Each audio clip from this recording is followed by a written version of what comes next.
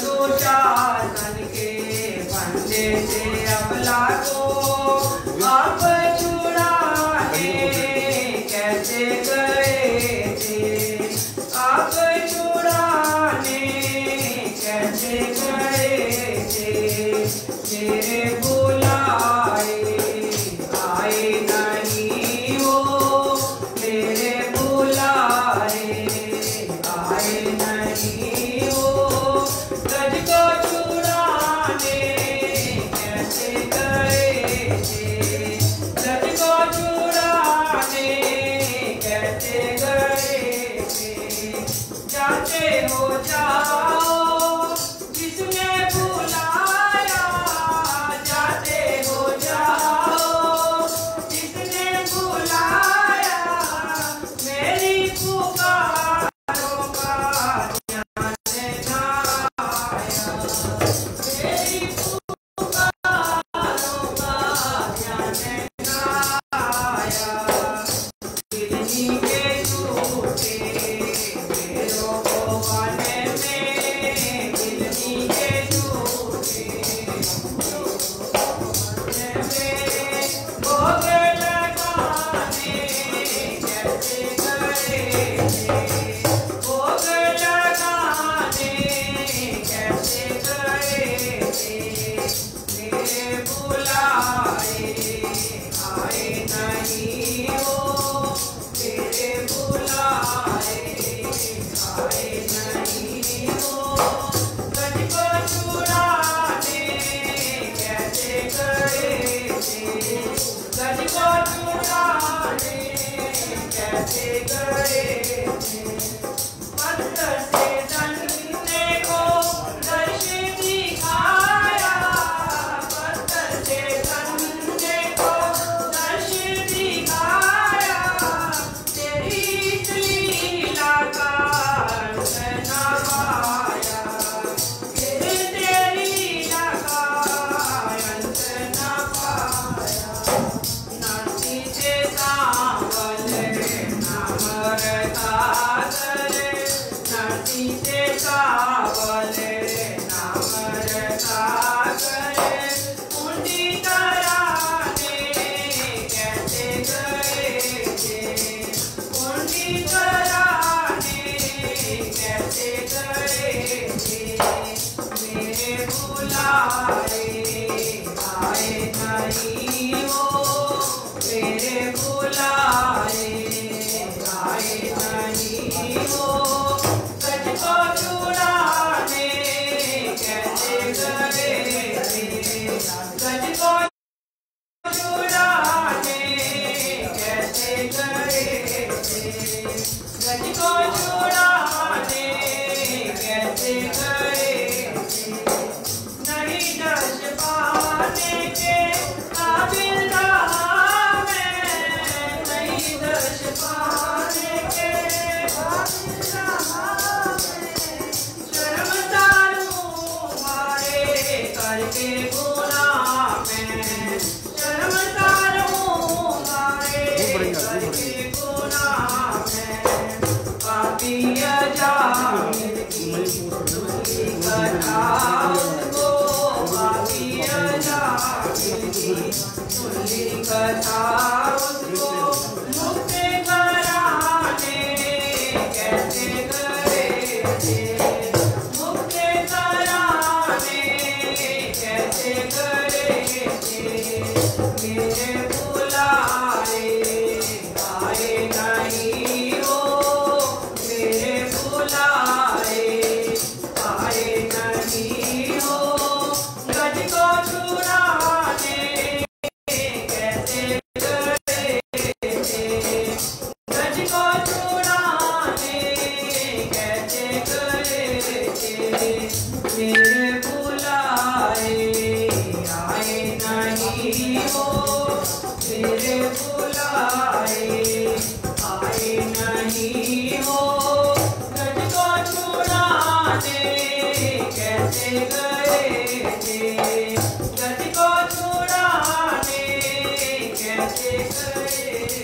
गज को छुड़ाने कैसे करे थे।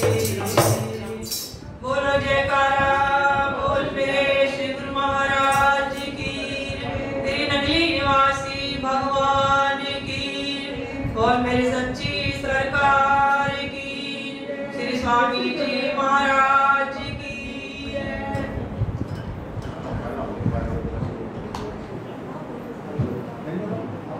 देता है उसको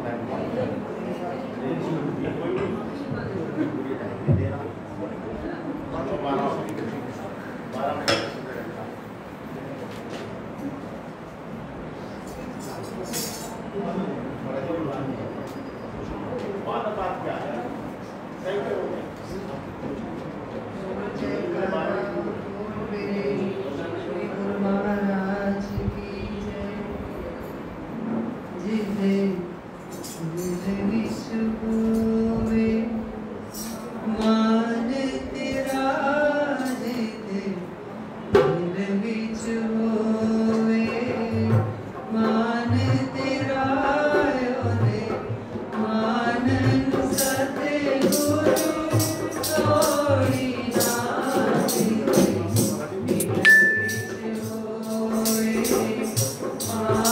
तेरा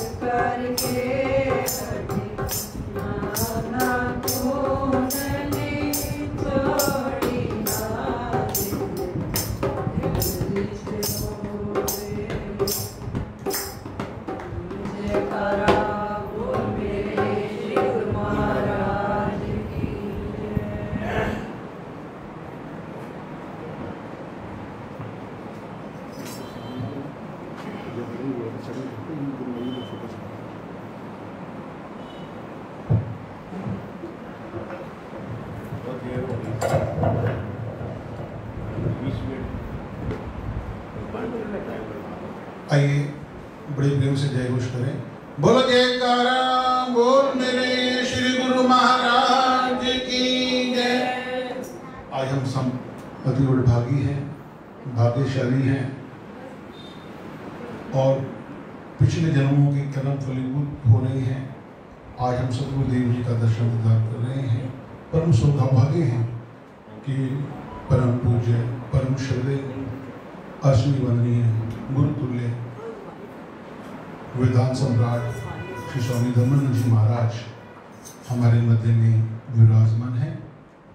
हर सप्ताह 15-20 मिनट का समय मिलता है, लेकिन आज वो ठीक नहीं होगा और मैं करबत करजोग बड़े ही विनम्र और श्रद्धापूर्वक आप श्री चरणों में प्रार्थना करने जा रहा हूँ कि पावन आशीर्वाद देकर कृतार्थ करें। और सभी देश विदेश में जो ये कार्यक्रम लाइव देख रहे हैं उनका हार्दिक स्वागत, अभिनंदन और साधुवाद देता हूँ। और इसी प्रकार से आप मिशन के कार्यक्रमों से जुड़े रहें और फिर किसी प्रकार की कोई चिंता करने की आवश्यकता नहीं। सद्गुरुदेव पल पल हमारे अंग संग हैं।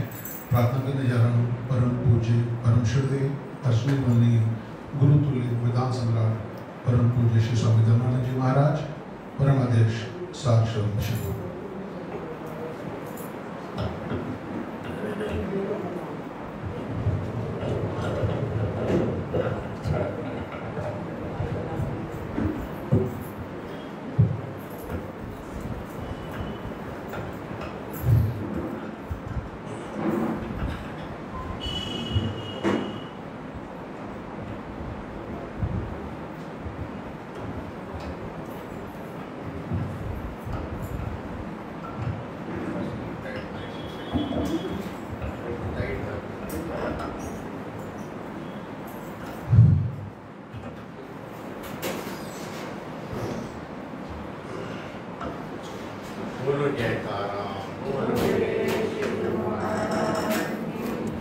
बोलो सांचे दरबार की जय।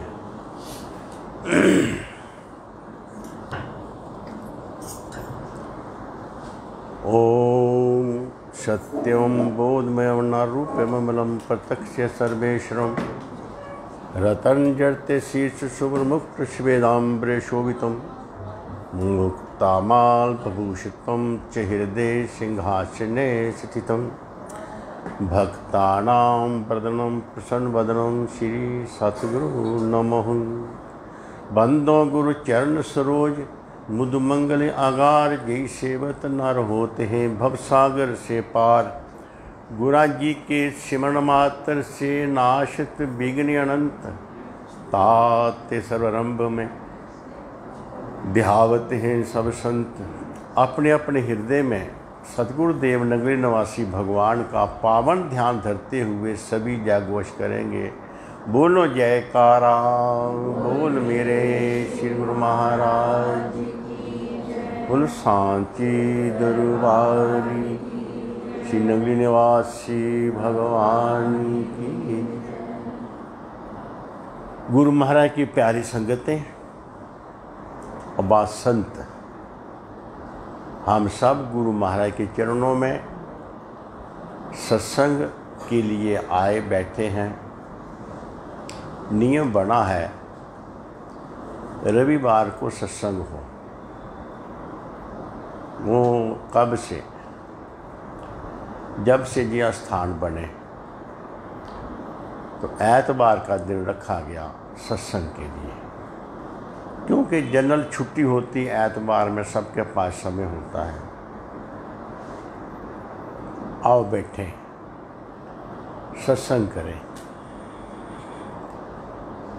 अगर हम ये सोचें कि चलो हफ्ते में एक दिन 2 घंटे के लिए सत्संग और बाकी 6 दिन 22 घंटे दुनिया के काम धंधे,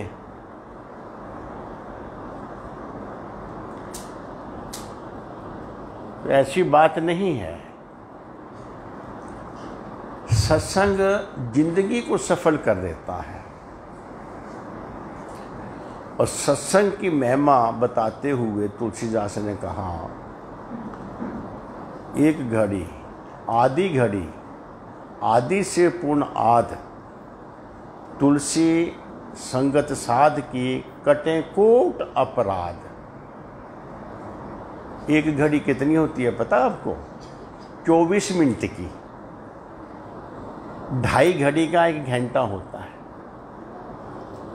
एक घड़ी आदि 12 मिनट, आदि से पुनः आद 6 मिनट।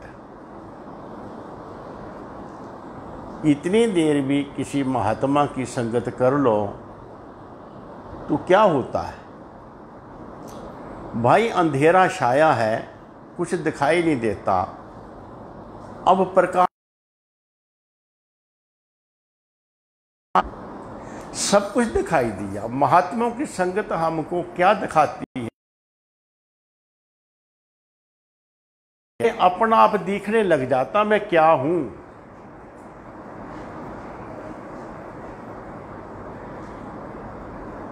मैं क्या कर रहा हूं, बस, और कुछ नहीं। जिसके लिए कहा है गुरबानी में, जो 100 चंदा उगवे सूरज चढ़े 1000, इतने चांदन होंदियां घोर अंधकार।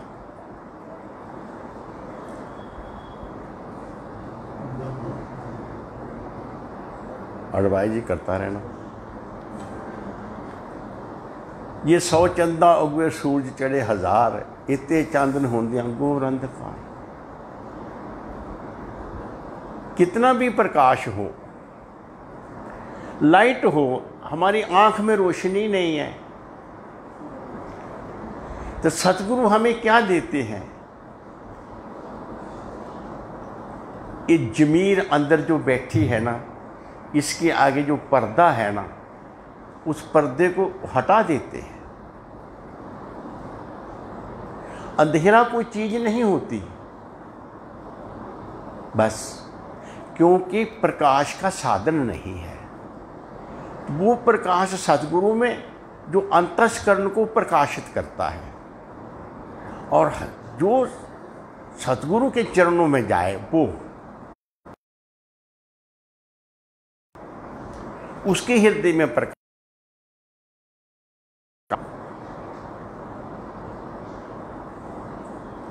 गुरु महाराज के पास चला जाए,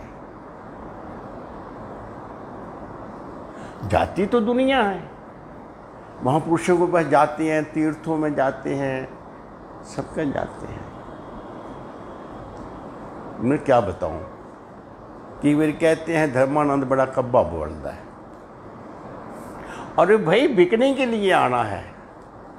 हम सतगुरु को खरीदने के लिए चले जाते हैं गुरु महाराज के पास।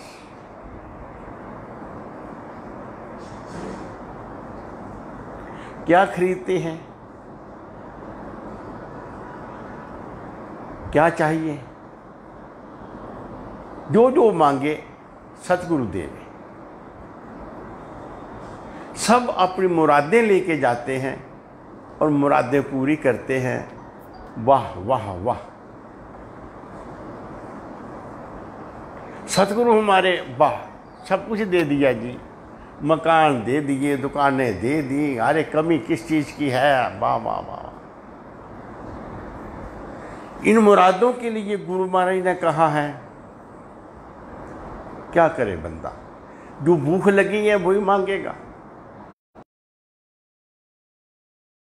बिन तुद जे होर मंगना, हे मालिका, मैं तुझे छोड़कर सब कुछ मांगता हूं, तेरी जरूरत मुझे महसूस नहीं होती। बिन तुद जे होर मंगना, सर दुखा के दुख। एक उस प्रभु को छोड़कर बाकी जितनी उसकी रचना है, जिस रचना में इंसान का मन फंसा हुआ है, सर दुखा के दुख, इसी रचना में दुख है। जिसने सर्कस को सच मान लिया वो कैसे सुखी रह सकेगा? उसकी रचना, उसमें मन लग जाना, उसको सच समझना, बस यही दुख का कारण है। मेरे मालिक एक बार सत्संग करते करते इस बात को समझा रहे थे, जो दिखे सो सकल विनाशे,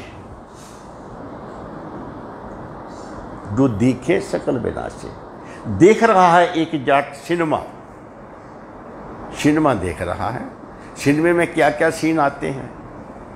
ऐसा कोई नेगेटिव सीन आ रहा था कि एक नौजवान बच्चा खामखा किसी देवी के पीछे लग गया। जब नाजायज हरकत करी, पर्दे पर सिनेमा चल रहा है, तो जाट उठा, अपनी डांग लेके थोड़ कितनी मारी, पर्दा फट गया। क्योंकि वो तो झूठ था, पर उसने सच माना।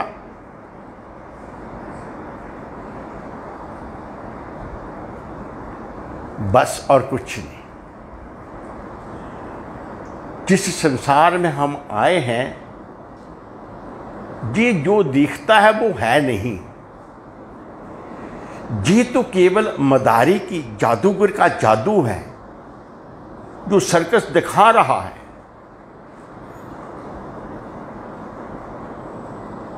इसमें से निकलकर मालिक तक पहुंचना है।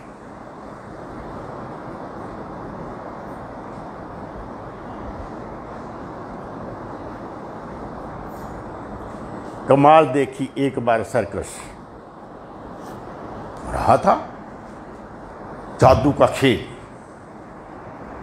मदारी आया, खटाखट गमला रखा, बस डमडमी बजाई, उसमें कि बीज डाला, डमडमी बजाई, बस के ऊपर कपड़ा डाला, धीरे धीरे पेड़ खड़ा, फटाफट 15-20 मिनट में नींबू का पेड़ बढ़ जाता है, संतरे का पेड़ बड़ा हो गया।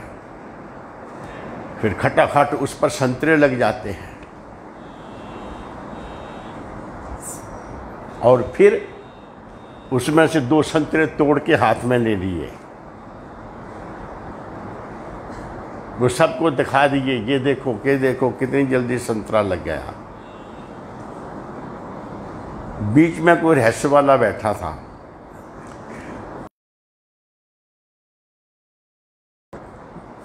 तो मदारी हंस पड़ा, कहता देखने को है, खाने की नहीं।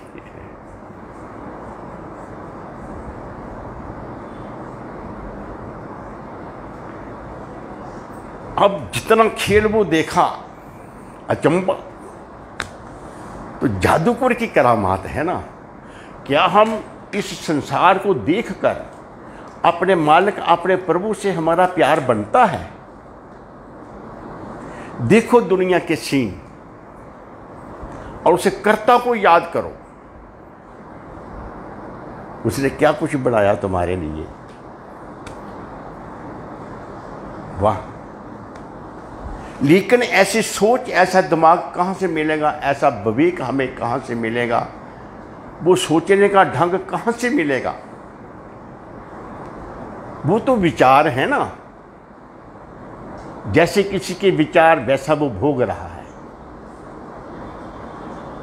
तो महापुरुषों ने बड़ा अच्छा कहा, ना सुख बिच गृहस्थ दे, ना छड़ गया सुख है बिच विचार दे, संता शरणी पिया। महात्माओं की शरण में जाने से मिलते हैं विचार। और विचार की बात करें,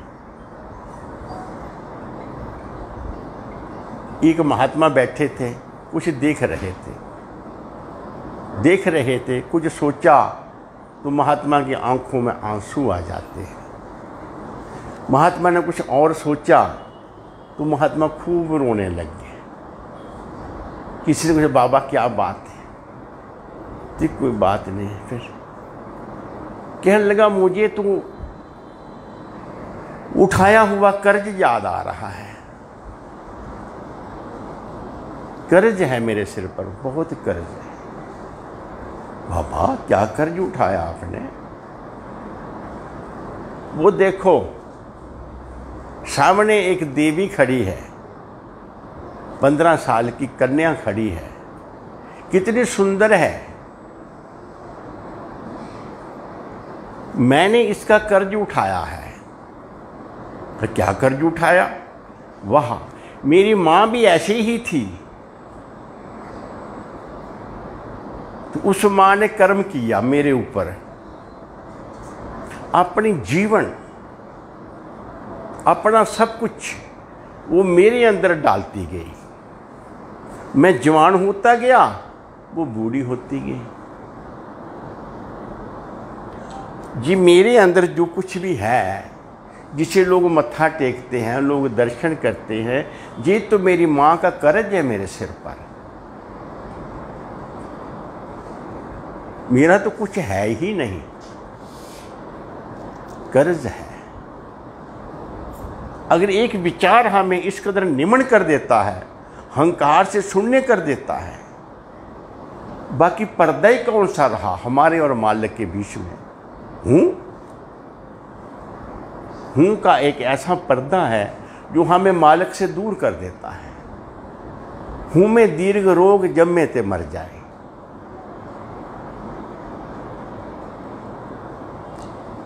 बस सतगुरु केवल यही मैल धोता है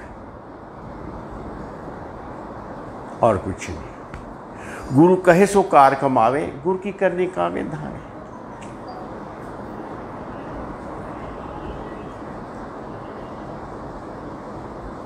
जो समझ जाता है वो काम बना लेता है, और जिसको समझने की जरूरत नहीं, और जिसकी जरूरत है वो मिल रहा है, मन की भूख। एक बार सभी महात्माओं ने मिलकर मीटिंग करी श्री गुरु महाराज के चरणों में। गुरु महाराज जी, आप संसार का भला करने आए हैं, भला कर रहे हैं, सब दुखी आपके पास सुखी हो जाते हैं। आए मेरे मालिक, इस लचकीली दुनिया में रूहें फंसी हुई हैं, इसके सुखों में डूब रही हैं। आपके पास जो कोई दुखी आता है, उसे जिस बात का दुख है आप वो सब पूरी कर देते हैं। धन दे देते हैं, मान सम्मान दे देते हैं। महाराज जी वो फिर उन सुखों में डूब जाता है। फिर सुनाऊंगा बात, आप बीती बात बताओ। महाराज जी ने शुरू से संगत में डाला और चलो सत्संग के चलते रहे। एक आदमी बहुत सेवा करता था, रोज सुबह उठ के आना, आश्रम पर झाड़ू मारना, पोछा मारना, गुरु महाराज की पूजा करने, आरती करने, उसके बाद सारे आश्रम के काम सेट करना, सब कुछ आएगी संगत की सेवा करना, 4-6 घंटे आश्रम बताने के बाद फिर ड्यूटी जाना, शाम की ड्यूटी से फिर वापस आना, पूरे आश्रम के काम करने, चलते रहे, कोई बात नहीं। उसका नाम था सुदर्शन मल्होत्रा। चलते रहे। एक दिन ऐसा आया, मैंने उसको पूछा कि इतनी श्रद्धा से सेवा करते करते प्रभु ने तुझको क्या नहीं दिया? आज कोठियां हैं, कारें हैं, बाल बच्चे हैं, रौनकें हैं, अब तुम सेवा करना क्यों नहीं आते पहले की तरह? क्या बात है? कोई बात नहीं बताई। और हमारे रवि जी कहते हैं धर्मांध बड़ा गुस्सा करता है, समझे? हमारे मालिक कहते हैं ऐसे किसी के अंदर छुपी हुई चीज़ें निकाल रही हो, जहाँ तक बोतल पिला दो, नशा करा दो उसे, सब बोल देगा नशे में। जहाँ थोड़ा सा गुस्सा चढ़ा दो, सच सच बोल देगा, हट खट खट खट खट। तो मेरा तो गुरु भाई था, मुझे क्या डर था? मैंने दिया इंजेक्शन, आ गया गुस्सा, तो बोल बोल, अब बोल, क्या बोलना है? कहता बाबा तुझे क्या पता, तूने कुछ देखा तो है नहीं दुनिया का। हमारे पास कुछ नहीं था, हमने जो मांगा हमको मिल गया, जो मांगा मिल गया, हम उसमें मजा लें और यहीं लगे रहे दिन पर रात। अब और कोई ऐसी चीज़ है ही नहीं जो चाहिए। जो मांगा मिल गया, जो जो मांगे मेरे ठौकर से सोई सोई देवे। तो गुरु महाराज को बोला, गुरु महाराज जी आप सब देते हैं और डूब जाते हैं, वो तो दुनिया के सुखों मान समान। कहते तो मैं क्या करूं, वो दुखी हैं, वो झूठ में सुख मान लेते हैं। इसी तरह रगड़े खाते खाते खाते खाते आखिर एक दिन इनकी रूह जागेगी कि जी है क्या संसार जिसे पेट नहीं भरता। सपने की भूख खा लो जितना खाना, भूख नहीं मिटेगी। ये दुनिया के भोग विलास मान सम्मान इत्यादि वगैरह से किसी का पेट नहीं भरा। और ठोकर खाते खाते खाते खाते कभी जाग जाएंगे। आज मैं बोल रहा था, ईश्वर जी जहां बैठे हैं, कोई कमजोर सा बंदा देखता हूं, मैं उसे फिर प्रेस कर लेता हूं, दबा लेता हूं। मैं बोला भाई संभालो इस मिशन को, क्या काम है घर में।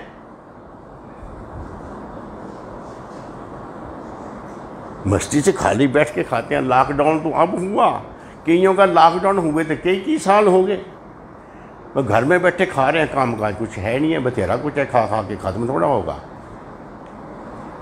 काम को के क्या करने हैं, होते ही नहीं। मैंने बोला दुनिया में निपते निपते निपते एक गृहस्थी का तप और त्याग इतना बड़ा है, उसको पता ही नहीं है। जिंदगी में याद रखो, और जिसके पास हीरा है उसे पहचान ही नहीं है। वो उसे संभालेगा, वो कभी भी गुम हो जाएगा।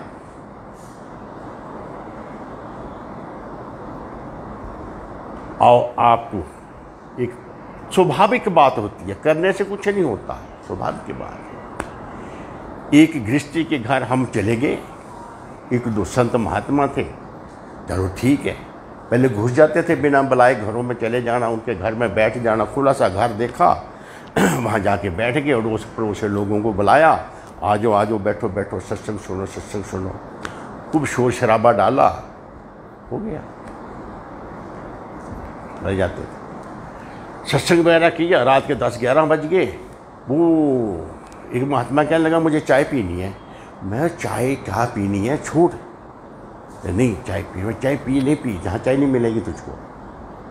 नहीं, मुझे नींद नहीं आएगी, चलो। उन्होंने सुन लिया, नहीं चाय हम बना देते हैं। मैं कहा बस हो गया काम, अब तू चाय पी। चाय बना के ले आए, पी ली। जो नहीं पीनी उसने भी पी ली। फिर क्या हुआ, रात का 12 बजे 1 बजे तो एक बच्चा उनका जोर से रोने लग गया। और चुप कैसे होगा, जो उसके लिए दूध रखा था वो महात्मा को चाय पिला दी।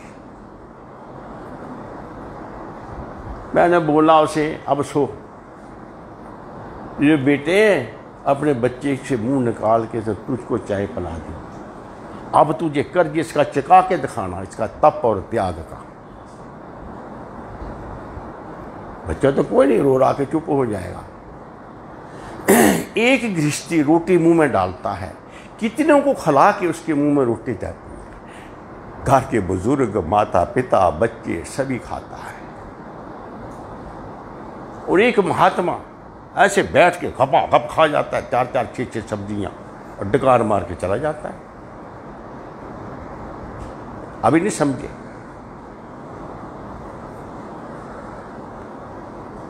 किसी गृहस्थी के घर जाओ, टाइम बे टाइम हम बदलते रहते हैं। आज टाइम नहीं, कभी टाइम थे। तो मेहमान आ गया, उसे खिला दो, आप नहीं खाई तो नहीं सही, सूखी मिर्ची खा लो, टाइम पार कर लो।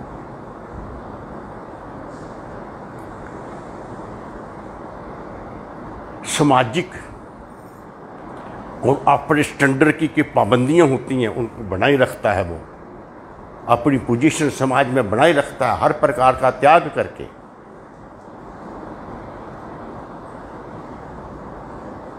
हाँ, अपना मान सम्मान के लिए ये त्याग सब कोई कर सकता है।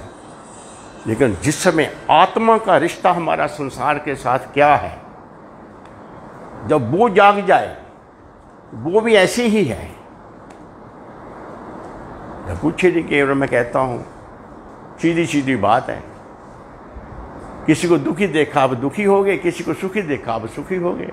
अब दुखी भी हो रहे हैं, सुखी भी हो रहे हैं। पर वह बंदे जो किसी को दुख देकर सुखी हो, दुख देकर सुखी होते हैं,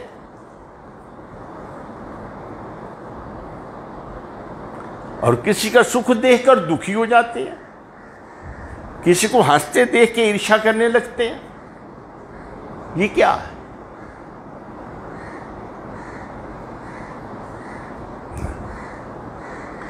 अरे दुख सुख भोगना है तो भोगो, लिखा है परमात्मा ने तो भोग लेंगे, लेकिन अपना क्यों? दूसरे का दुख लगा तो अमृत बना आपके हृदय के अंदर। जो दुखी को दे दुखी होता है, वो अमृत पीता है। मेरे महाराज जी के वाक्य हैं। महाराज जी को ऐसे ही बचपन में पूछ लिया, ये क्या करते हो? लोगों के दुख ऊपर लेकर बीमार पड़ जाते हो। खैर लंबी चौड़ी बात हुई। आखिर महाराज जी ने बोला कि बेटे, जो सुख आदमी को बड़ी बड़ी लंबी समाधियां लगा के ऊपर आध्यात्मिक मंजिलों में पहुंचकर मिलता है, उससे ये सुख और बड़ा है जो किसी का दुख बंटवा लेना, दुख बांट लेना। सुख तो सब बांट लेते हैं, ऐसी बात नहीं, दुख बांट लेते।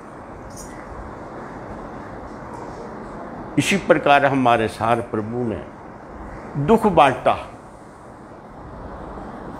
सबका दुख बांटा। की कहानियां, की ऐसी बातें।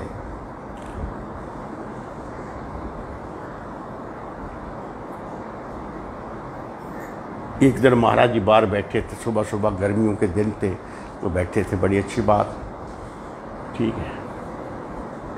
महाराज जी आप बाहर बैठ गए, आपकी तबीयत ठीक नहीं है?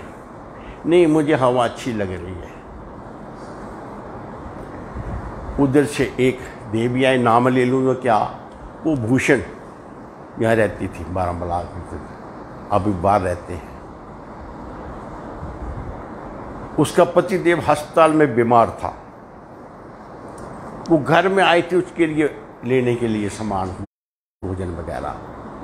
हाथ में पकड़ा है बैग, अंदर आए, महाराज जी को प्रणाम किया, कुछ प्रसाद हाथ में लिया था। हजूर कहते हैं प्रसाद लाई, मैं भी खाऊंगा। ठीक है, हमारे मत्था टेका, वापस गए, दिया, महाराज जी ने भोग लगाया, कुछ भोग लगाया, कुछ दिया, ये ले तू खा ले। 3 व्हीलर किया था, उस पर यूं गए, 1.5 किलोमीटर आगे गए, धट एक्सीडेंट हुआ। वो 3 व्हीलर का तो पता नहीं कि कहाँ टूटे फूटे क्या हुआ, पर जो ही टक्कर लगी तो बड़ी सेफ्टी से वो एक तरफ पड़ गई, उसे कुछ भी नहीं हुआ।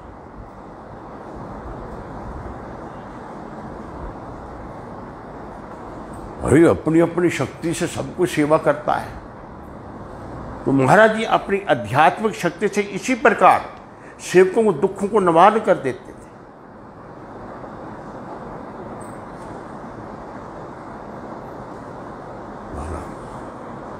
तो क्या होता है?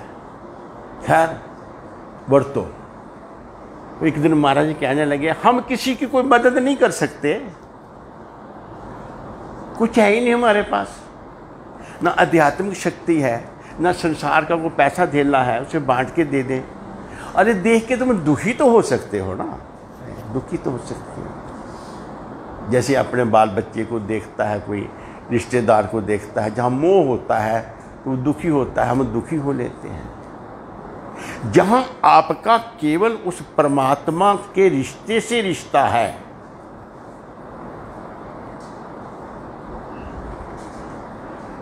वहां पर अगर हम दुखी को देखकर दुखी हो जाएं तो अमृत पीने को मिलेगा।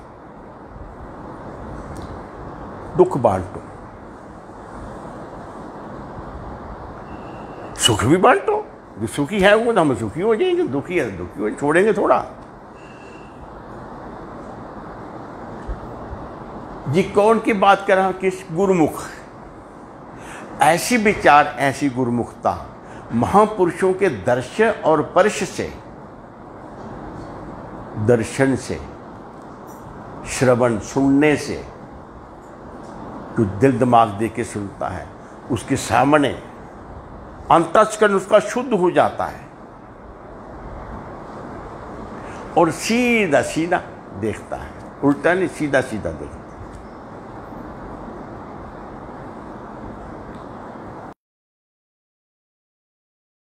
का जाल ऐसे ही कटता है। इस मोह जाल से कैसे बचें हम? अभी मैं वो पूछ रहा था गुलशन को, ओ गुलशन तू सारी जिंदगी बहुत काम किया है, दिन भर रात लगा है, वो जो तो कुछ ने सब कुछ किया है उसका कुछ बैलेंस बना होगा, वो किसके पास है? वो आदमी दिन रात काम करता है, कुछ तो बैलेंस बनता है ना। अरे कोठी बनाई, शादी करी, 2-4 बच्चे जन्मे पाले, बड़े लायक हुए, बना ना बैलेंस तुम्हारा, है ना? क्या बना? अब तो बड़ा सियाना बंदा है, कान से पकड़ लेता फटाफट सियानों को कि तो मेरा सब कुछ बैलेंस गुरु महाराज के पास है। मैं क्या उठ जल्दी जा गुरु महाराज के पास, नंगनवासी भगवान के पास पहुंच जा, तेरा बैलेंस वहां है। हाँ मैं क्यों, क्या हो गया? हाँ कहाँ है हमारा बैलेंस? अरे हमारा घर है, हमारे बच्चे हैं, हमारा परिवार है, हमारा सब कुछ है, वहां जाओगे ना? नहीं पता।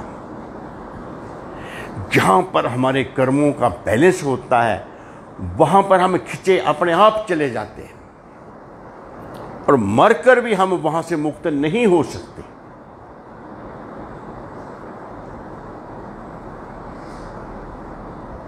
अब बोलो, बड़ा झंझट मैसेज में सुलझा दिया, पर ये सब अंधेरा है, प्रकाश केवल इतना ही है। गुरुबाणी करे कराए आपे आप, मनुष्य के कछु नहीं हाथ। जो कुछ करता पुरुष परमात्मा है, करता प्रभु है, कारण हम हैं। चिट्ठी भेजी किसी ने, जिसने चिट्ठी भेजी वो करता है, और कारण कैसे मिली हमें? चिट्ठी रसाल ने दे दी। और जब चिट्ठी पढ़ी तो क्या चिट्ठी रसाल का थैंक यू करोगे? हाँ चिट्ठी मिल गई, लेकिन आपका दिल चिट्ठी पढ़ते समय अपने उस प्रेमी दोस्त के साथ है, अपने उस रिश्तेदार के पास है चिट्ठी पढ़ते समय दिमाग। इसी प्रकार दुनिया को देखकर दुनिया के मालिक जिसके अंतःकरण में आ जाएं, दिल दिमाग में आ जाएं, वो दिल दिमाग सतगुरु का बनाया होता है, हमारा नहीं। लेकिन बनेगा कैसे दिल दिमाग को? गीता में कहा, दिलो दिमाग को तू मेरे तसब्बर में लगा। अपने इस दिल को तुम उस प्रभु के साथ लगा, दिमाग को उसके लिए लगा।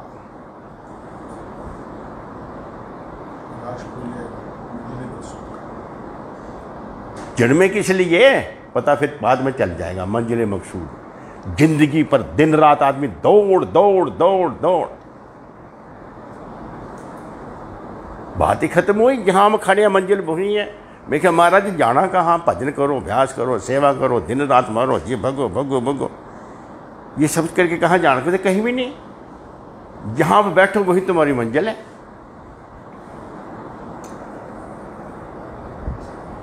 वही है, बस बहम दूर हो जाएगा। बहम पड़ा है कि हमें कुछ करना है, मतलब कुछ भी नहीं है। वही जहाँ पे वही तुम्हारी मंजिल। ऐसे नहीं मानोगे। एक कबीर जी की एक रानी सेवका थी, बड़ी सेवा करे कबीर जी की, दिन भर रात सेवा करके। सेवा करके क्या मिलता है? ध्यान। गुर की मूरत मन में ध्यान, गुण के चर देर ले धारो। ये कब मिलता है? सेवा से। क्यों? जिसके लिए अपना आप श्रम करते हो वो तुम्हारे दिल दिमाग में आगे बैठ जाता है। परिश्रम, श्रम करते हो। सदगुरु के लिए परिश्रम करता है तो सदगुरु की मूर्त दिल दिमाग में बैठती है। उस रानी ने इसी प्रकार करके अपने गुरुदेव का ध्यान जमाया, गुरुदेव की शिक्षाओं से अपने मन का निरोध किया। अब मन का निरोध हो जाए तो फिर कहना ही क्या। नीले आकाश के ऊपर इतनी ऊंचाई पर चलेंगे कि नज़र हमारी ना नीचे देख रही है, ना ऊपर देख रही है, ना दाहिने देखती है, ना बाएं देखती है, सब कुछ दूर हो गया। नीला आकाश ही का चारों तरफ दिखता है, वो निरोध। इसी प्रकार आप जैसे अभ्यासी जब शब्द से जुड़कर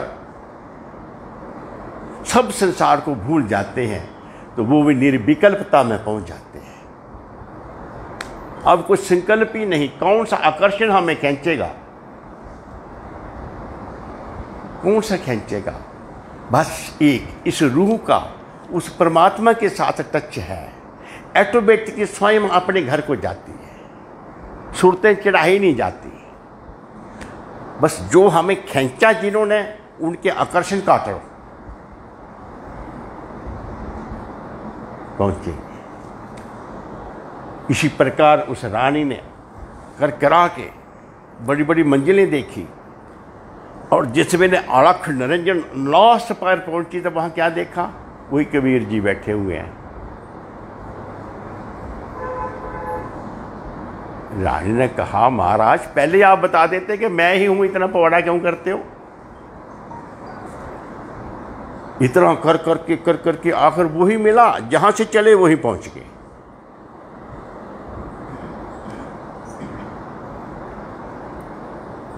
गुरु चेले दोनों बैठे थे, आपस में बातों बातों में ज्ञान। हजूर मेरे गुरुदेव सार प्रभु बातों बातों में क्या कुछ बता देते।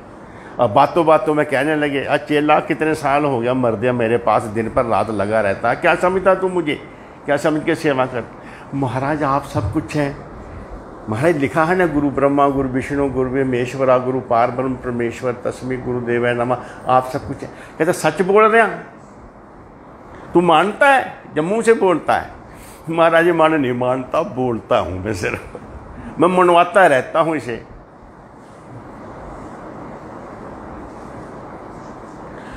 अच्छा फिर मनवा ले। अब चेले का नंबर है। चेला कहता महाराज जी आप इतना मेरे से प्यार करते हो, हाय हाय आपने क्या मेरे से छुपाया है, आप मुझे क्या समझते हो? कहता मैं तुझे अपना अंग समझता हूँ, जैसे मेरे शरीर के अंग हैं, ये अंगूठा है, ये हाथ है, ऐसे तू मेरा है। हाँ बिल्कुल, तुझे दुख होता मुझे दुख होता है, सुख होता मुझे सुख होता है। कि तू मनाता रहे मैं ब्रह्मा विष्णु हूं ना हो, पता नहीं कब मनाएगा। मैं तुझे पहले दिन से अपना अंग बना के रखा। बोलो मन माने नहीं माने, ये इतना ही है और कुछ नहीं। सतगुरु की जो कृपा है, सतगुरु की जो दया है,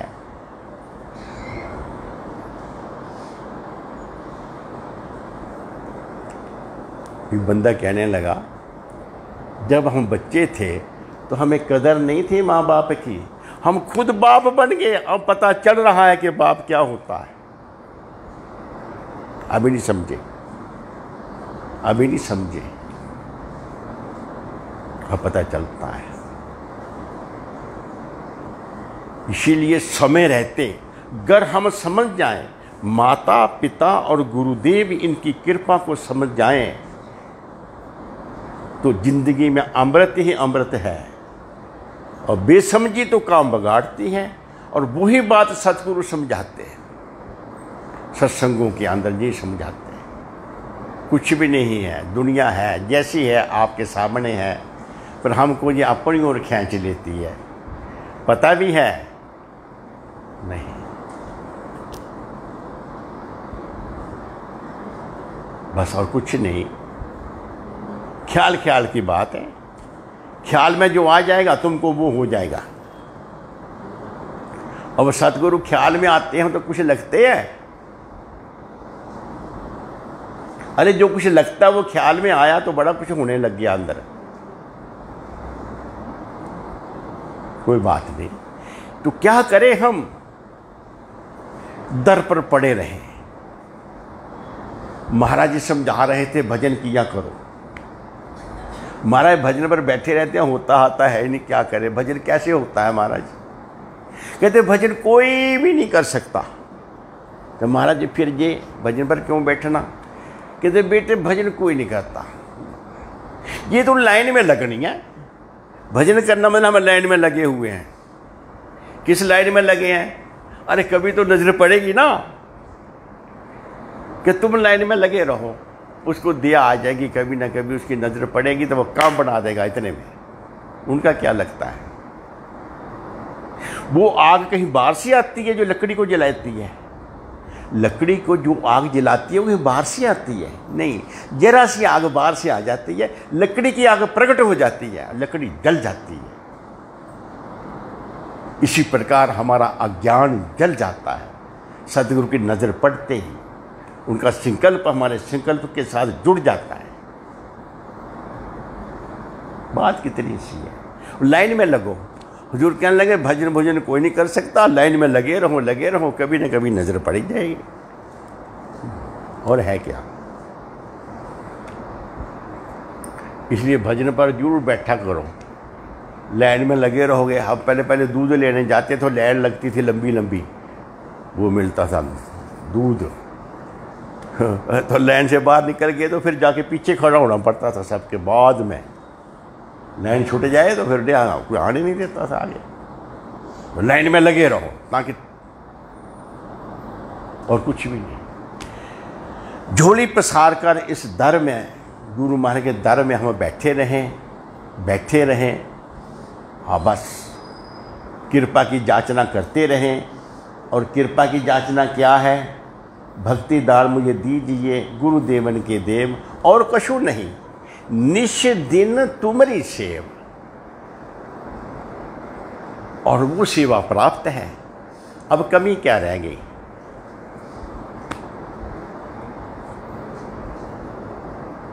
अब कमी क्या रह गई? वो हमारा एक कथा सुनाते थे।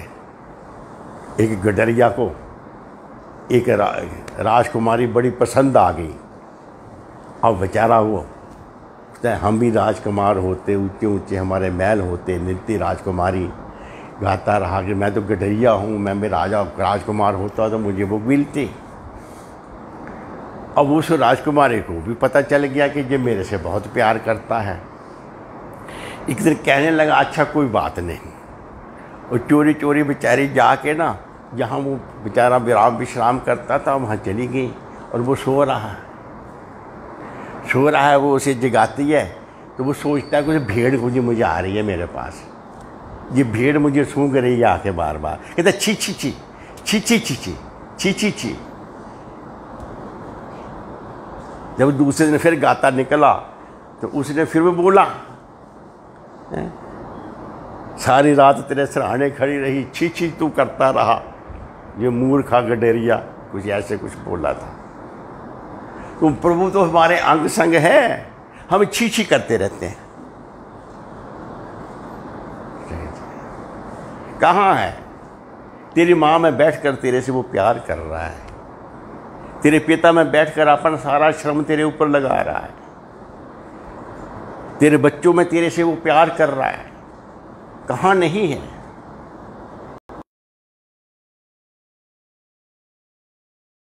बनाता है, कहाँ से आ रहा तेरे पास? तेरे लिए वो परमपिता परमात्मा क्या नहीं कर रहा? सब कुछ पहुंचाया जा रहा है तेरे पास। अब हम कृतज्ञ बनेंगे तो काम बन गया, और कृतघ्न कुछ भी नहीं। पहले बात छेड़ी थी कि महात्मा कहता है मेरे पर कर्ज है, एक माँ का कर्ज नहीं उतार सका, बाकी का कहाँ उतार पाएगा। सदा देनदार हम बने रहें उस परमपिता परमात्मा के। बस इतना ही बहुत है। तो सदा मानन विनम्र रहे, नम्र रहे, गुरु चरणों में सदा हम झुके रहें और कुछ नहीं। तू ही तू है, तेरे सिवा कुछ भी नहीं है मेरे मालिक। तेरी इतनी कृपा बहुत है कि तूने अपने चरणों में मुझे जगह दी है और कुछ नहीं। हमारे कहते झुक गए, जो फले होते हैं वो झुक जाते हैं, जब फल नहीं रहता तो फिर टहने सीधे हो जाते हैं। बस गुरु चरणों में झुके रहें, उसकी कृपा का अनुभव करें हम, और कुछ नहीं। भजन करने कुरने से कुछ नहीं होता, समझ आए तो भजन होता ही रहता है। आप सब खुश रहो। अब आपको क्या कहनी, रवि बैठा कुछ बातें, अब बात कहनी क्या है? 2 बातें कहूँगा, 2। एक बात तो आपको ये कहूँगा कि सार प्रभु का अवतरण दिवस नवरात्रों में होता है। नवरात्रे में नवमी, दशहरा और एकादशी। अब की वो अक्टूबर 25, 26, 27 श्री नंगली साहब में बहुत बड़ा परिसर है, वहाँ होगा। वहाँ कोशिश की जा रही है एक बहुत बड़े हॉल में 27 तारीख का प्रोग्राम तपोवन में हो सके। लंगर वगैरह के लिए सारी व्यवस्था बन गई है, वहाँ बिल्डिंगें बन गई हैं, वो बनेगा। तो आप सब पहुँचो, अच्छी बात है। नंगली साहब तो कुछ लोग डरते हैं, जरूर डरो। डरने से कुछ नहीं होता। युद्ध में युद्ध कला सीखो, कोरोना की लड़ने की कला सीखो। डरने से नहीं वो बचता, डरने वाला लपेट में आता है। कला इसकी ये है, पता क्या बताया तुझे किसी ने? नहीं। खूब खाओ पियो, अच्छी सेहत बनाओ। सेहत को नुकसान देने वाला मत खाओ पियो, नहीं समझे? परोठा छोड़ा, तड़का बड़का, फर्स्ट क्लास, तरीदार, खट्टा मीठा, इन्फेक्शन हो जाएगा। सादा सादा फर्स्ट क्लास खाओ, पॉजिटिव खुराक खाओ, खूब चिबा के खाओ, हल्का फुल्का भोजन करो, बार बार करो, खूब परिश्रम करो, मेहनत करो। काम कोई नहीं, खाली बैठे हैं, एक्सरसाइज व्यायाम नहीं करते, खाली बैठे हैं, गुरु महाराज सत्संग की किताबें नहीं पढ़ते, कहाँ खाली बैठोगे? 1 मिनट भी खाली नहीं रह सकते आप। खूब परिश्रम करो। जब आदमी डरता है उसकी वृत्ति देह अभिमान में आ जाती है। देह अभिमान में जब हमारा चिंतन जाता है, हमें डर लगता है। जब देह से मुक्त हो जाती है, बाहर कुछ का काम करती है। जैसे आपके कहानी पढ़ रहे हैं, कहानी पता नहीं कब की, रामायण पढ़ रहे हैं, तो हम बिल्कुल ऐसे लगेगा अभी हम राम के पास ही बैठे हैं, बात कर रहे हैं। तो देह अभिमान से मुक्त हो गया। और जब आपको डर लग रहा है, अरे इधर से चूहा आ जाएगा, इधर से काकरोच आ जाएगा, इधर से बिच्छू आ जाएगा, देह अभिमान, हमारी थिंकिंग हमारे देह में चली गई। ये भूत है, भूत शरीर। इससे मुक्त होने के लिए आपको भजन करना है, इससे मुक्त होने के लिए सत्संग की किताबें पढ़नी है, इससे मुक्त होने के लिए निष्काम कर्म करना है। जो काम करो उसका फल कुछ न मांगो। जब तक देह अभिमान से मुक्त न हुए तब तक सुरत नहीं छोड़ेगी इसको, नहीं समझे? हाँ, तो कोरोना से कैसे बचोगे? देह से मुक्त हो जाओ। देह अभिमान में डर लगता है, अरे कुछ हो जाएगा, अरे कुछ हो जाएगा, अरे पता नहीं हो जाएगा। तो अच्छी खुराक खाओ, मन से तंदुरुस्त रहो, वेरी गुड, ताकत होगी शरीर में, खूब ताकत शक्ति बनाओ। और मैं अपनी संगत को कईयों को देखता हूँ, जब से कोरोना है मैं उनकी आंखों को देखता हूँ, उसका मुंह देखता हूँ, खूब हट्टे कट्टे तड़े, सबका पेट बड़ा हुआ है। ईश्वर और मौत का से डर रहा है। परमात्मा गुरु महाराज याद रहते हैं और मौत भी याद रहती है। अब खतरा ही क्या रह गया? बहुत बढ़िया, बिल्कुल जो पशु कोचबान के चाबक से डरता है, जो पशु कोचबान यानी चलाने वाले के ड्राइवर से, उसकी चाबक से डर रहा है, वो सीधा चल रहा है।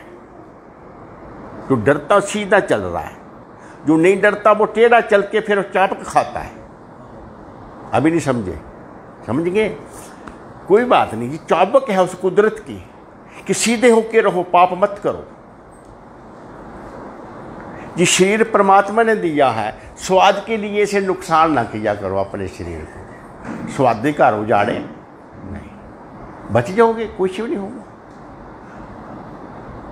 खूब खाओ, खाया पिया शरीर को लगे, सेहत बनेगी, ताकत होगी, हर चीज की पावर रहेगी। तुम्हें लड़ाई लड़ने के लिए पावर चाहिए, इसलिए अपने अंदर शरीर की पावर बनाओ। भजन करके, सत्संग किताबें पढ़ के अपने बिल बनाओ, बिल पावर बनाओ अपने। बस बच गए, और है क्या? कुछ भी नहीं। सदा खुश रहो, आनंद रहो। क्या बताया? महाराज जी के जन्मदिन पर जरूर तैयारी करो, चलो। और आधुनिक जो मुसीबत है, जिसका नाम कुछ रखा हुआ है कोरोना, इससे बचने के लिए अपनी सेहत को पूरा संभालो, बीमार ना होने पाए। बहुत बढ़िया। मुझे डर लगता है, मैं बूढ़ा हो गया हूँ, 80 साल के करीब मेरी उम्र हो गई। बूढ़े आदमी में कफ बहुत होता है। मैंने बोला कफ मुझे परेशान करेगी। भाग दौड़ इतनी ज़्यादा रही कि सिर को संभाल नहीं सका, मेरा कफ बढ़ गया, मुझे बुखार भी चढ़ गया, मुझे खांसी भी हो गई। तो सिर दर्द कभी हुआ ही नहीं। तो मैं लोड लेता नहीं, दिमाग के ऊपर दर्द क्यों होगा? तुम लोग लोड लेते हो, कुछ नहीं। अरे मौसमी बुखार है, बुखार मौसमी बुखार है, बुखार की दवाई, बुखार ठीक हो गया। अब क्या करें? अरे कफन वाले क्या करें? कुछ नहीं, विटामिन की सी 2 गोलियां चूस लो दिन में, यहाँ से लेके यहाँ तक सारा क्लियर, कुछ रुकेगा ही नहीं। है क्या? सूखी लकड़ हो, आप उसे आग में डाल दो, वो नरम होती है पहले, उसके बाद उसको पसीना आता है और फिर आग लग जाती है। ये समझे? ये कोरोना क्या है तुम्हारा? सूखा कफ, अपने में हीट पैदा करो, नरम हो जाएगी। नरम होते ही बाहर चली जाएगी। कब से रामदेव कह रहा है ना, कहता कपाल भाटी करो, कि भाई करी कपाल भाटी करो, खूब करो, सुबह उठ के किया करो। जहाँ से जहाँ तक जितना मलबा बाहर निकल जाएगा, बढ़ेगा ही नहीं अंदर। संभाल लो अपने आप को। कुछ बातें मैं नहीं कहनी, वो मैं कहे जा रहा हूँ। किस लिए? तुम स्वस्थ रहो, तुम स्वस्थ रहो। ऑक्सीजन जिंदगी है हमारी। सुबह ऑक्सीजन लिया करो, सिलेंडर वाली नहीं। कौन सी ऑक्सीजन लिया करो? दिन चलने से 1.5 घंटा 2 घंटे पहले बाहर निकलो, जहाँ पेड़ पौधे हों, वहाँ जाके ऐसे करो ताकि हमारा सांस फूल जाए, सांस जा जाए, गहरा सांस आने लगे। ऐसे चलो, साफ हवा तुम्हारे अंदर जाएगी, गंदी हवा बाहर निकलेगी। वो गंद कहाँ से निकला? हमारे अंदर से बाहर निकला, वो है कफ। और जितनी अंदर से गंदगी बाहर निकलेगी, उतनी ऑक्सीजन उसकी जगह घेर लेगी बॉडी में, हो जाएगी। कोरोना वाले क्या नहीं, हमारे 4 बीज में मार में हमने नहीं भेजे हाथ, हमने अपने घर में रख दिए सभी। उन्हें के इंस्ट्रूमेंट मंगाया, कहते हैं एक्सीडेंट टेम्परेचर मारने, उंगली में लगाने वाला लाओ, वहाँ पे ले आओ, हम ले जाएंगे। कोई हमारे बाद में कम होगी, अब लेटर आओ। क्या है? ऑक्सीजन, ये लाइफ। ऑक्सीजन कब मिलेगी? सुबह मिलेगी। 8% से 5% के बीच में हमारा ये काम करती है। जब ये 12% और 20% होती है तो जो ज़्यादा होती है वो बॉडी में रिजर्व होती रहती है और बाकी काम करती रहती है। और उसको खूब रिजर्व कर लिया करो सुबह सुबह।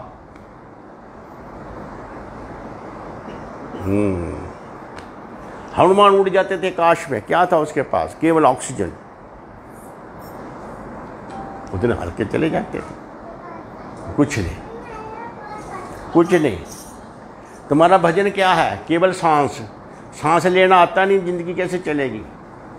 सीखो सांस लेना। सांस से हमें ऑक्सीजन मिलता है। सांस हमारे विचारों को बांध लेता है। वो तो खैर तुम जानते ही हो, गुरुमुख हो।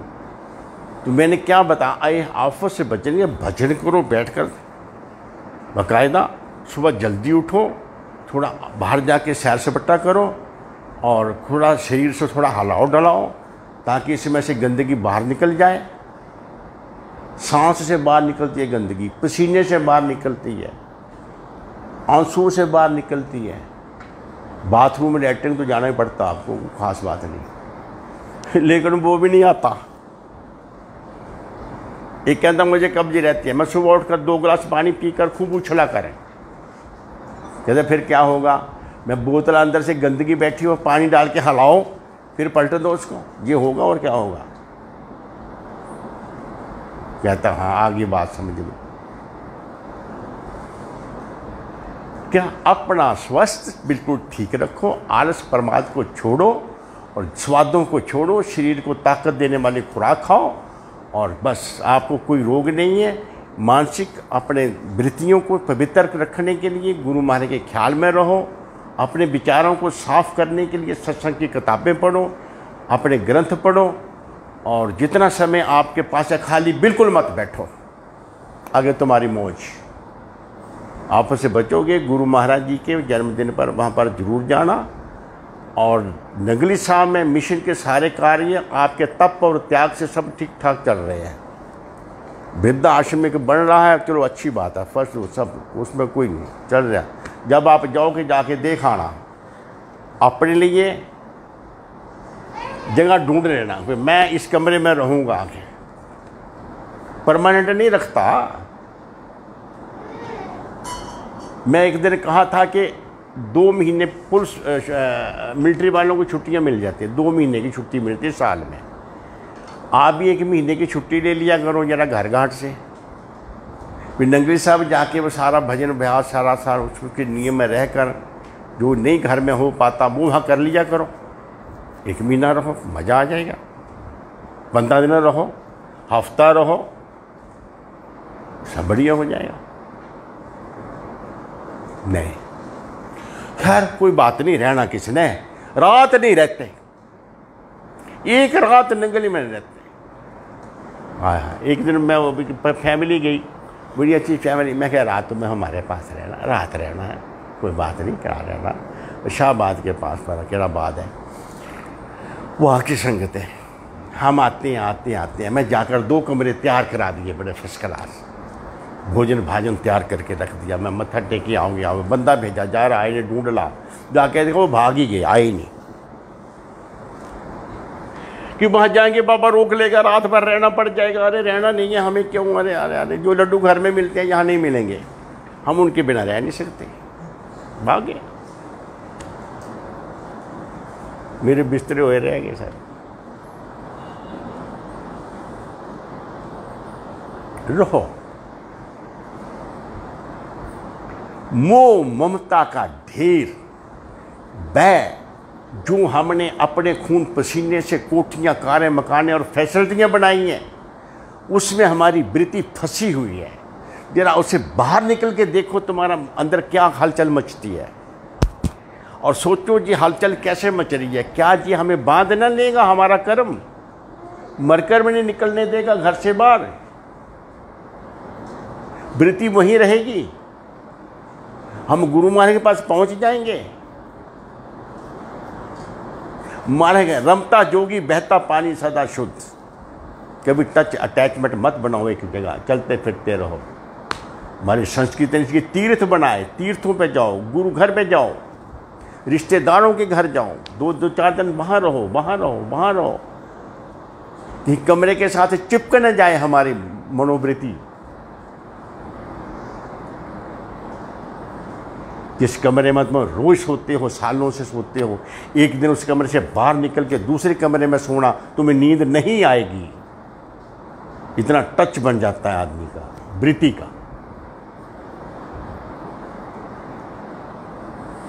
जी attachment is death, don't attachment life. Non attachment कब बनोगे? जब हमारे रूह के साथ, हमारी आत्मा के साथ हमारी वृत्ति का टच बनेगा, तब नॉन टच हो जाओगे, निर्मोही हो जाओगे। मोह सर्वव्याधि कर मूला। इस मोह निवारण के लिए तीर्थ बनाए, व्रत बनाए, गुरु आश्रम बनाए, भजन सिमरन बनाए, इत्यादि सब कुछ। अच्छा, मुझे माफ़ करना, मैं ज़्यादा बोल गया, कोई बात नहीं है। मुझे 20-25 मिनट लेट दिया था ना, मैं जल्दी क्यों छोड़ूंगा? कोई बात, सदा सुखी रहो और राजी रहो। नगरी साहब महाराज के जन्मदिन में ज़रूर जाना। और बाकी जो कहा ठीक है, और आपको कोई ख़तरा नहीं है, नियम में रहो, पावर में रहो, कोई ख़तरा नहीं है। बोलो जयकारा, बोल मेरे श्री गुरु महाराज सांचे दरबार नगरी निवासी भगवान की जय। कुछ कह रहा था, कह ले।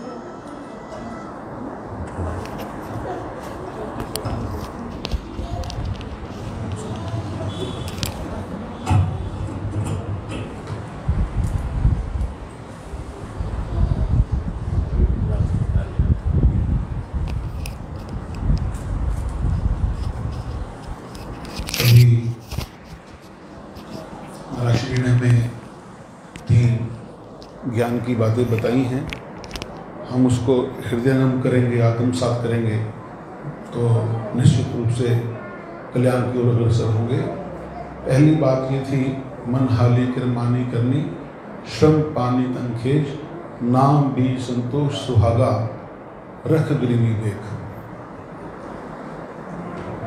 दूसरा था भजन अभ्यास का, चश बंदो गोश बंदो लोई बंद, गरना भी नूरहक बर मन बखान। और तीसरी सेवा की, सेवा को सेवा मन आई, हुक्म बूझ वरन पद पाई। तो ये सत्संग का लाभ हमें तभी प्राप्त होगा जब हम उसको जीवन में उतारने का प्रयत्न करेंगे। तो आगामी कार्यक्रम जो हैं उसकी रूपरेखा इस प्रकार से रहेगी, क्योंकि काफ़ी कार्यक्रम जो हैं हमारे मिशन के अक्टूबर और नवंबर मास में हैं, क्योंकि अधिक मास वगैरह सभी जानते हैं, 1 महीना एक्स्ट्रा है हिंदी का ये इस बारी। तो 1 अक्टूबर वीरवार को अधिक आश्विन पूर्णिमा है, 1 अक्टूबर वीरवार को, 11 अक्टूबर को अगला विशेष मासिक सत्संग है। इसके बाद जो है, जैसा 27 सितंबर है, तो लगभग 15 दिन के बाद अगला विशेष मासिक सत्संग होगा। 17 अक्टूबर से शरद पावन नवरात्रि आरंभ होंगे और उस दिन कार्तिक संक्रांति भी है। और हजूर गुरुदेव का 110वां श्री सार अवतरण समारोह, इसकी सूचना तो जन जन तक पहुँचनी चाहिए, क्योंकि हम जानते हैं कि हजूर गुरुदेव सार प्रभु ने ही पराकाष्ठा और सर्वप्रथम प्रयास करके श्रीनगरी साहब में जन्मोत्सव कार्यक्रम बनाया था, आप सभी जानते हैं। पार्टीशन से पहले भी हुआ था, टेबे वाली भाइयों के साथ कार्यक्रम हुआ था मिला जुला, और सार प्रभु को श्रेय जाता है। वहाँ जाकर सार प्रभु दरवाजे खिड़कियाँ साफ करते थे। मैं सार प्रभु की दिनचर्या बता रहा हूँ वहाँ की, 1 हफ्ता पहले पहुँच करके, और रंग बिरंगे कागजों की कटिंग करके फ्लैग के डिज़ाइन में या ट्रायंगल में काट करके उसको चिपका करके उसकी लड़ियाँ बनाते थे। और लंगर की व्यवस्था, संत महापुरुषों के रहने की व्यवस्था, जो बाहर से गायक आने हैं, कव्वाल आने हैं, उनका प्रबंध करना, स्टेज चलानी, ये सारे कार्यक्रम जो है साहब प्रभु अकेले करते थे।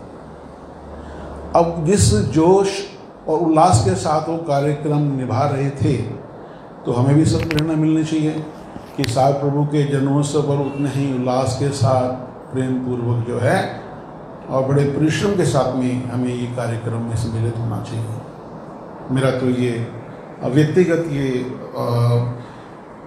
प्रार्थना है आप सभी से कि उसी प्रकार आप कार्यक्रम में शामिल हों, केवल पूर्ति के लिए नहीं, जो मार्ग उन्होंने हमें दिखाया है। तो आश्विन पूर्णिमा जो है अधिक मास खत्म होने के बाद ये 31 अक्टूबर को होगी। इसका अर्थ ये हुआ कि अक्टूबर में 2 पूर्णिमा है, एक 1 अक्टूबर को और दूसरी 31 अक्टूबर को। और जो विशेष सत्संग होगा 27 अक्टूबर के बाद यहाँ पर हजूर गुरुदेव का पावन जन्मोत्सव मनाया जाएगा, वो 1 नवंबर को। और स्वामी जी महाराज का जो जन्मोत्सव है वो जलंधर आश्रम में बैंक्वेट हॉल में होता है। 20वें वर्ष से लगातार वहाँ मनाया जा रहा है परम पूज्य श्री स्वामी धर्मानंद जी महाराज का पावन जन्मोत्सव। तो वो तिथि जो है 19 नवंबर को मनाया जाता है अंग्रेजी तिथि के हिसाब से। तो 19 नवंबर को ही जलंधर में मनाया जाएगा। इस संबंध में भी तैयारी चल रही है। जिन आयोजकों को बच्चों की में सम्मिलित होते हैं उनका बड़ा प्रयास है कि ये कार्यक्रम इस वर्ष भी उसी भांति हो। कोरोना के कारण से कुछ प्रतिबंध लगे हुए हैं, उन नियमों का भी उल्लंघन नहीं करना, ये भी सब हम लोग जानते हैं। और दूसरी मेरी अर्ज ये है कि जो हमारा ऑथोराइज्ड ग्रुप है वो टेलीग्राम ग्रुप है साक्षर मिशन का। श्री स्वामी जी महाराज जी की आज्ञा से वो सौरभ बच्चे ने शुरू किया था। बाकी बच्चे बनाए, हमें किसी प्रकार से कोई एतराज़ नहीं है। वो तो जो भी अभी तक टेलीग्राम में मेंबर नहीं जुड़े उनके चरणों में प्रार्थना है वो श्री गति शरीफ जुड़े हैं। तो आप जितनी जल्दी जुड़ेंगे आपको आश्रम के समाचार मिलते रहेंगे। तो ये सूचनाएं थी। और आज का जो लंगर प्रसाद है हमारे परम आदरणीय परम बुजुर्गवार स्वर्गीय श्री भीमसेन मल्होत्रा जी की याद में, माता कमला मल्होत्रा जी की याद में, उनकी बहुत अनुकंपा भी दास पर रही, काफ़ी प्यार उनका मिला जिंदगी में और वही धरोहर है। तो ऐसे सज्जन पुरुष कहाँ मिलते हैं देखने को नहीं मिलते हैं। सच्ची बात मैं कह दी आपको आज। तो वो उनकी आत्मा सुन रही होगी मेरी बात को आज जहाँ भी होंगे वो। और मैं गुरु महाराज चरणों में प्रार्थना भी करता हूँ कि उन्हीं के गुण जो सद्गुण हैं, उनकी नम्रता, सरलता बच्चों में भी परिलक्षित हो। उसी राह पर चल करके गुरुदेव की सेवा से उन्हीं झोलियाँ भरपूर करें। हालांकि भरपूर हैं, कोई कमी नहीं है इनकी सेवा में, हमेशा आगे रहते हैं। या राज रानी का त्याग, एक का जिक्र करूँ तो दूसरा सामने आ जाता है। दशकों उनका प्यार, लाड प्यार मिला दास को, बहुत छोटा था दास उस समय। तो उनकी याद आती है तो बस बरबस ही मन कहीं और चला जाता है। तो इन सभी कार्यक्रमों में अपने सम्मिलित होना है जो दास ने हमको बताए हैं। हजूर गुरुदेव का पावन जन्मोत्सव, फिर स्वामी जी महाराज का पावन जन्मोत्सव। तो दिलो जान से हम सभी कार्यक्रम में सम्मिलित हो, ऐसे आपके चरणों में विनती है। अब हजूर गुरुदेव का पावन भजन। एक बात मैं कह रही है, मैं भूल गया आपको शाबाश होगा इधर दे। हाँ कोई बात नहीं, रिकॉर्डिंग करने वाले को बात कहनी है। बात क्या है, मैं एक बात कहना चाहता हूँ कि आप सब भी बहुत किस्मत वाले हैं। आपका अपनी समाज में एक नंबर है। वो क्या है, कहना नहीं कहना, मैं ऐसा विवेक नहीं है। पर जब से नंगली साहब में गुरु महाराज का लंगर बंद हुआ है तभी से सभी के महात्माओं के लिए, आए जाने वालों के लिए सार शब्द मिशन में अखंड धाम में लंगर सदा अखंड चलता रहता है, सुबह से शाम तक। आप मत सोचो कि वहाँ लंगर नहीं चलता तो हम जाएंगे नंगली के दर्शन करने तो रोटी कहाँ से खाएंगे, ऐसा मत सोचो। वो लंगर की पूर्ति जो थी वो वहाँ अखंड धाम में हो रही है और वहाँ सुबह से शाम तक लांगरी है, वो बनाता है। आप खाते पीते मौज करो। कभी ये मत सोचो कि नंगली जाके भूख लगेगी, चाय कहाँ पिएंगे, लंगर कहाँ खाएंगे, आराम कहाँ करेंगे। आप किस्मत वाले हो, आप खुद भी करो और सबको आराम कराते हो। इसलिए मैं ये कहा है। और गुरु महाराज का मंदिर तो खैर वो जाने व्यवस्था करने वाले, लेकिन वो हमारा मंदिर तो हमारे अंदर ही बना है। गुरु महाराज के अंदर ही रहते हैं 24 घंटे।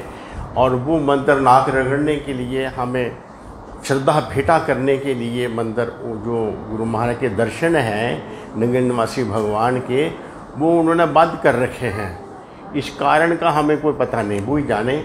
लेकिन मिशन और निजातम प्रभु और अखंड धाम और बाकी सारे आश्रम खुले हैं, चलता है, अच्छा प्रोग्राम चल रहा है, कोई ऐसी बात नहीं। आप आओ, नंगली की धूल ही सिर पे डाल लेंगे, मुट्ठी पकड़ के आपके गुरु महाराज के दर्शन हो गए। वो नहीं, हम नहीं उन्हें देख पाते, वो तो हमें देख रहे हैं, वो तो देख रहे हैं। इसीलिए आप अपने नियम, अपने तप से, अपने त्याग से कभी मुंह मत मोड़ो कि बंद है नंगली साहब, कोई ऐसी बात नहीं। हाँ, पर वो अंदर नहीं जाने देते गेट के। हाँ, वो लाल गेट है ना गुरु महाराज जी का, वही नाक रगड़ लेते हैं, वही रगड़ लेते हैं। रिश्वत वाले दर्शन दिए आते हैं, रिश्वत से सारा काम चलता है आजकल, कोई ऐसी कोई बात नहीं। रिश्वत दो तो वो तो खैर वो छोड़ो, हम उधर जाते नहीं। बोलो जयकारा, बोल मेरे श्री गुरु महाराज सांचेद। इश्तिहार लेके जाए। हाँ, ये इश्तिहार आपने बांटने बांट डिस्पेंसरी का चंदा और इश्तिहार, 2 आइटम बाकी। बोलो जयकारा, जय।